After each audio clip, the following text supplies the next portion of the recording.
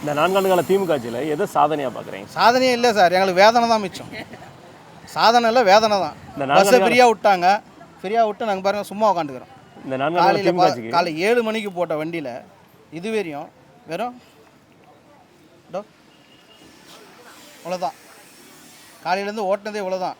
நான் வீட்டு வாடகை 6500 வீட்டு வாடகை, கரண்ட்டு பில்லு, சாப்பாடு செலவு, பசங்களுக்கு எல்லாருக்கும் நாங்கள் பார்க்கணும். ஒரு நாள் ஒன்றா 5 நாள் இப்படியே உட்காந்துக்கிறோம். எங்களுக்கு வழி இல்லை, வேறு வழி இல்லை, எங்களுக்கு வழி. அதுவும் இந்த இடத்துல போடுறதுக்கு ஒரு பிரச்சனை. இங்கே ஏன் போட்டு வண்டி ஓட்டுறீங்க? எவனா ஒருத்தன் கம்ப்ளைண்ட் பண்ணால் போதும், போலீஸ்கார் வந்துடுறாரு, வண்டி எடுத்துன்னு வந்துடுறாங்க. எதுக்கு வண்டி போடுறீங்க? இங்கே வேறு எங்கே சார் போட முடியும்?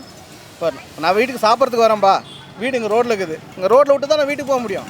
இதெல்லாம் 2 வீலரை வீட்டு உள்ளே எடுத்துன்னு போகிறதுக்கு வந்தால் ஒரு மரியாதை கேட்குது. யாராமா ஆட்டோக்காரனா அவ்வளோதான், யாராமா என்னத்திர வண்டி இங்கே போட்டுங்கிற, வண்டியை அப்படி தான் பேசுகிறாங்க. நாங்களும் ஒரு மனுஷன் தான், எங்களுக்கு ஒரு மரியாதை கொடுங்க.